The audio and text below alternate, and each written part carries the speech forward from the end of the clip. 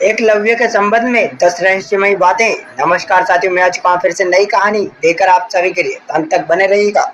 चलिए साथियों, सुनते हैं कहानी को। कहानी बहुत ही इंटरेस्टिंग होने वाली है।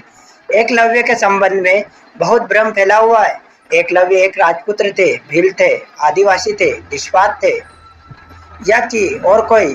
क्या सच में ही गुरु द्रोणाचार्य ने इसलिए उन्हें शिक्षा नहीं दी क्योंकि वे एक भील थे? इसको लेकर तमाम तरह की अटकलें लगाई जाती है।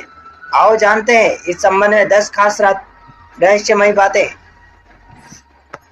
नंबर 1 पर है, कहते हैं कि एकलव्य भगवान श्री कृष्ण का चचेरा भाई था। एकलव्य वसुदेव के भाई का बेटा था। ये एक जंगल में खो गया था और हिरण्य धनु नाम के निषाद राजा को वह मिला था।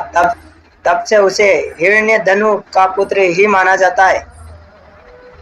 नंबर 2 पर यह भी कहा जाता है कि एकलव्य भगवान श्री कृष्ण के पितृत्व चाचा के पुत्र थे, जिससे बाल्यकाल में ज्योतिष के आधार पर वनवासी भीलराज निषाद राज हिरण्यधनु को सौंप दिया गया था। नंबर 3 पर आता है, महाभारत काल में प्रयाग इलाहाबाद के तटवर्ती प्रदेश में सुदूर तक फैला श्रृंगवेरपुर राज्य निषाद राज हिरण्यधनु का था। गंगा के तट पर अवस्थित श्रृंगवेरपुर उसकी सुदृढ़ राजधानी थी। हिरण्यधनु का पुत्र एकलव्य था। नंबर 4 पर है, अब यह तय करना पाना मुश्किल था कि एकलव्य एक खो गया बालक था या हिरण्यधनु का पुत्र। वह यदि श्री कृष्ण का चचेरा भाई था तो निश्चित ही यदुवंशी था, और यदि नहीं था तो वह निषाद जाति का था। महाभारत में एक जगह उल्लेख मिलता है कि एकलव्य निषाद राज के दत्तक पुत्र थे। नंबर 5 पर आता है, यह धारणा गलत है कि एकलव्य को गुरु द्रोणाचार्य ने इसलिए शिक्षा नहीं दी थी क्योंकि वह एक शूद्र जाति से था, जबकि सच यह है कि द्रोणाचार्य ने भीष्म को वचन दे रखा था कि मैं आपका राज्य के राजपुत्रों को ही शिक्षा दूंगा। नंबर 6 पर है, विष्णु पुराण और हरिवंश पुराण के अनुसार एकलव्य अपनी विस्तारवादी सोच के चलते जरासंध से जा मिला था। जरासंध की सेना की तरफ से उसे मथुरा पर आक्रमण करके एक बार यादव सेना का लगभग सफाया कर दिया गया था।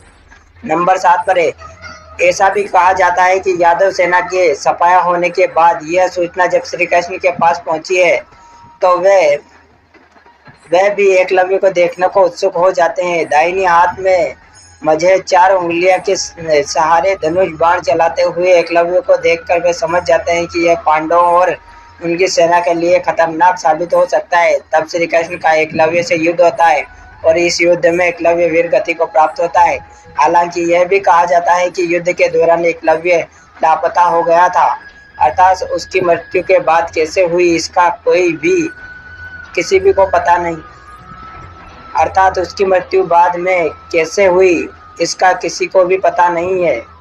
एक नंबर 9 पर एकलव्य के वीर गति को प्राप्त होने पर यह लापता होने के बाद उसका पुत्र केतुमान ही सिंहासन पर बैठता है और वह कौरवों की सेना की ओर से पांडवों के खिलाफ लड़ता है।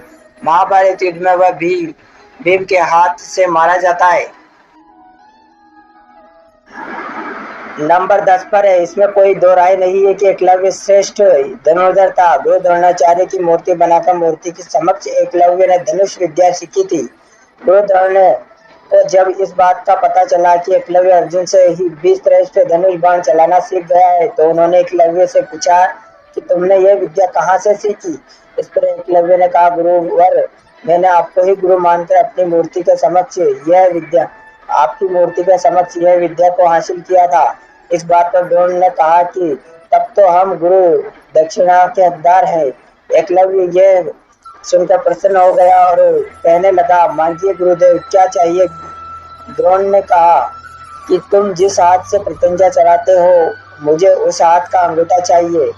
इस पर एकलव्य ने उसका अंगूठा काटकर गुरु द्रोणाचार्य को गुरु दक्षिणा के रूप में दे दिया। तो साथियों, ये थी आज की कहानी। आई होप आपको पसंद आएगी। पसंद आए तो हमारे चैनल को सब्सक्राइब कर वीडियो को लाइक कर दीजिएगा।